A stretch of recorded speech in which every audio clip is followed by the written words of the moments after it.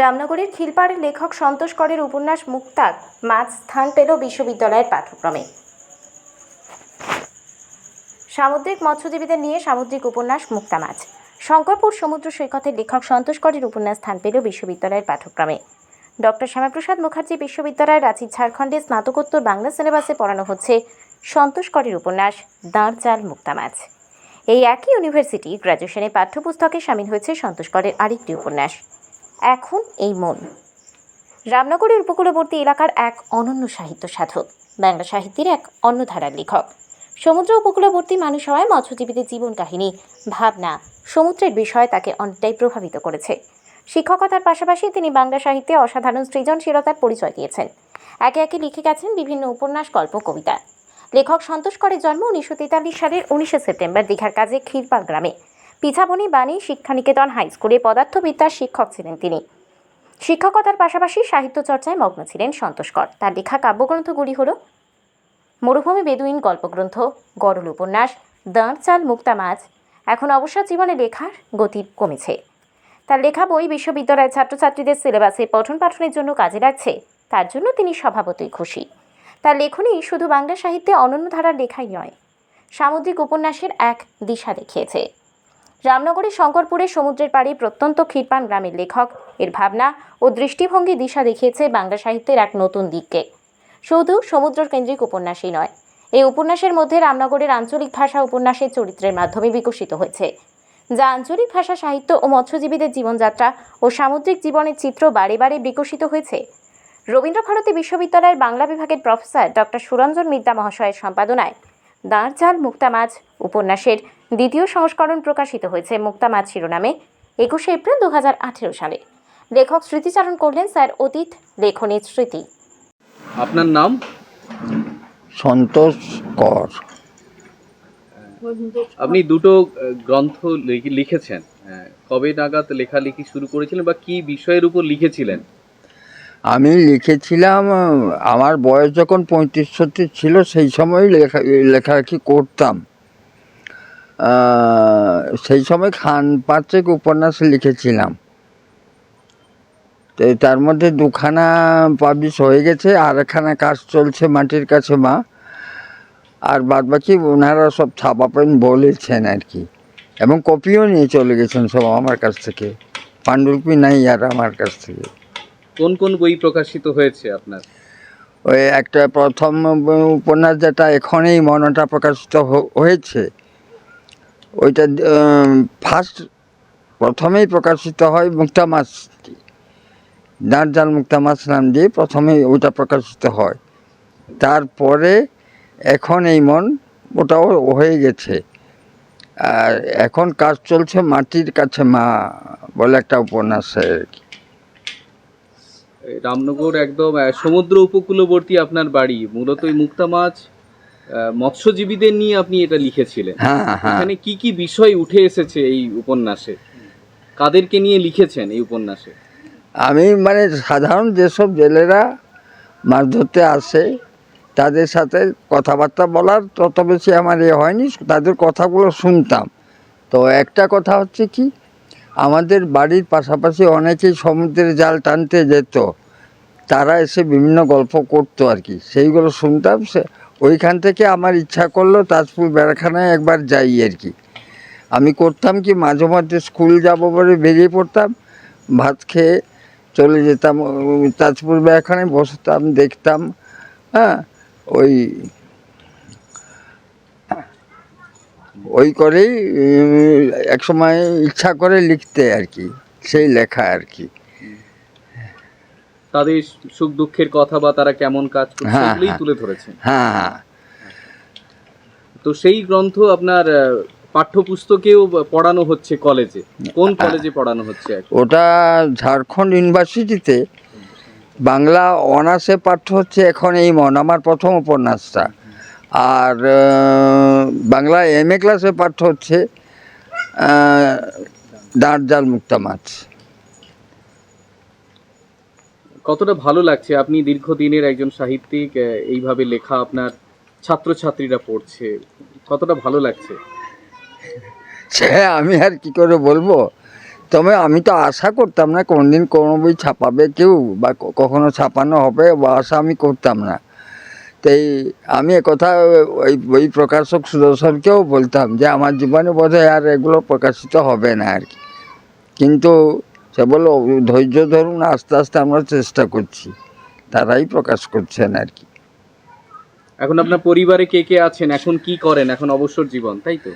এখন এই আমার স্বামী, স্ত্রী, ছেলে আর ছেলে বৌমা, এরাই কর্মজীবনে আপনি কি করতেন? প্রথম জীবনে কর্মজীবনে কি কি কাজ করতেন আপনি? আমি অঙ্ক পড়াতাম, পিছামণি বাণীনিকেতন হাই স্কুলে অঙ্ক পড়াতাম আমি আর কি। লেখকের মুক্তা মাছ উপন্যাস নিয়ে ডক্টর অনির্বাণ সাহুর অভিব্যক্তি বেশ তাৎপর্যপূর্ণ।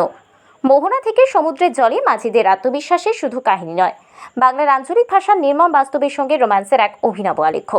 জেলেপাড়া সনাতন বিশ্বাস ও আধুনিক সংস্কারের দ্বন্দ্ব, একাকার জল ও জলের মৎস্যপুরাণ মুক্তা মাছ।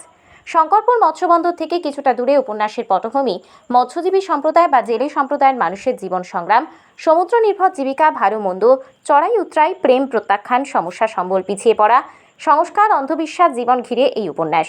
সবকিছুর সঙ্গে উপন্যাসটি রয়েছে স্থানীয় উড়িয়া এবং বাংলায় মিশ্রিত কথিত ভাষাকে আধার করে। রামনগর কলেজের বাংলা সাহিত্যের অধ্যাপক গৌতম প্রামাণিক জানালেন, সন্তোষকার হলেন বাংলা সাহিত্যের নতুন দিশার এক মহিরুহ। অন্যদিকে রামনগর কলেজের ইংরেজি বিভাগের অধ্যাপক বরুণ কুমার দাস বলেন, সন্তোষকরের মতন সাহিত্যিক বাংলা সাহিত্যের এক স্বকীয় ভাবনার লেখক। আমি বরুণ কুমার দাস, রামনগর কলেজে ইংরেজি ভাষা সাহিত্য বিভাগের সঙ্গে যুক্ত। গৌতম প্রামাণিক, অধ্যাপক গৌতম প্রামাণিক দ্বারা প্রভাবিত হয়ে আমি প্রথমে মুক্তা মাছটা পাঠ করি। আমি মুগ্ধ হই। তারপরে তার উপরে কিছু লেখার তাগিদে আমি কয়েকটা আর্টিকেল লিখেছি। রামনগর কলেজের যে মুখপত্র খোলা পাতায় সেটা প্রকাশিত হয়েছে। এবং ওনার উপন্যাস পড়তে গিয়ে বিশেষত মুক্তা মাছ, এখনই মন দেখেছি, অসাধারণ চিত্রকল্প, অসাধারণ কাজ। এবং এই রকম সমুদ্র কেন্দ্রিক জেলে সম্প্রদায়কে নিয়ে বাংলা সাহিত্যে মনে হয় প্রথম একটা উপন্যাস লেখা হয়েছে মুক্তা মাছ। এটা আমি দায়িত্ব নিয়েই বলছি।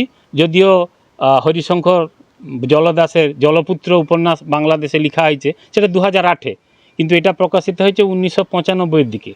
অতএব এইটা হচ্ছে সমুদ্র কেন্দ্রিক জেলে সম্প্রদায়ের যে সংগ্রাম, সমুদ্রে জলযাত্রা করা, তাকেই কেন্দ্রিত করে এই উপন্যাস হয়েছে দাঁড়জাল মুক্তা মাছ। পরবর্তী সময়ে সেটা হয়েছে মুক্তা মাছ।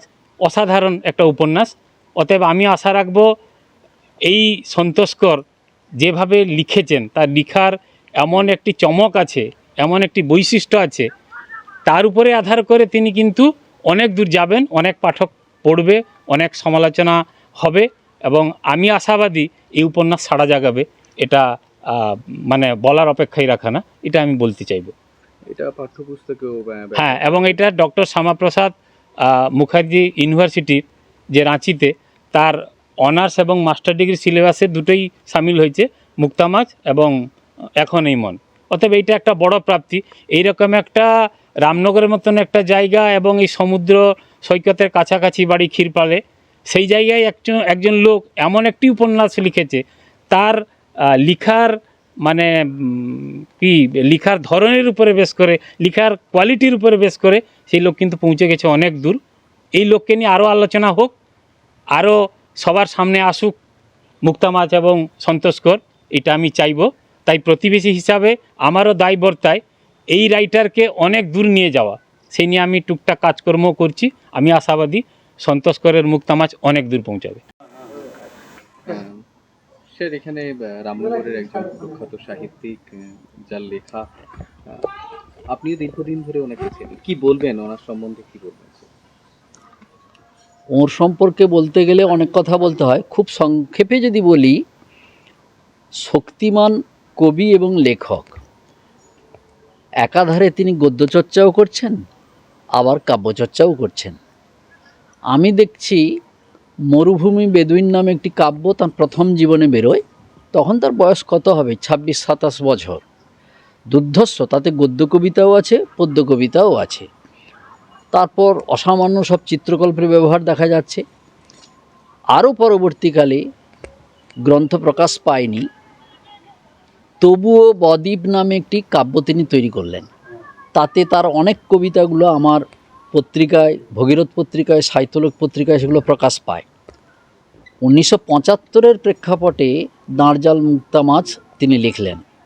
সেই মুক্তা মাছটি প্রিন্টেড হলো 95-এ। 95-এ তখন দৈনিক রামনগর থেকে দৈনিক সুপ্রভাত বেরোতো, তাতে আমি একটা আর্টিকেলও লিখি।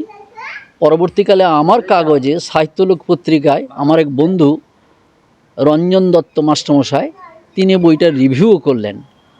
এরপরের ইতিহাস তো সবার জানা। ধীরে ধীরে বইটি কলেজ বিশ্ববিদ্যালয়ের স্তরে উঠল, মর্যাদা পেল। খুব বলতে ইচ্ছে করছে, রামনগরের যে লোকায়ত ভাষা, সেই লোকায়ত ভাষা উপন্যাসের পাতায় স্থায়ীভাবে ভাষা পেয়েছে, বাণী পেয়েছে, চরিত্রদের কথাও মুখে উঠে এসেছে। এবং আরেকটি গল্পগ্রন্থও আছে তার, গরল, তাতে 10-12টি গল্প রয়েছে, অসামান্য সব গল্প।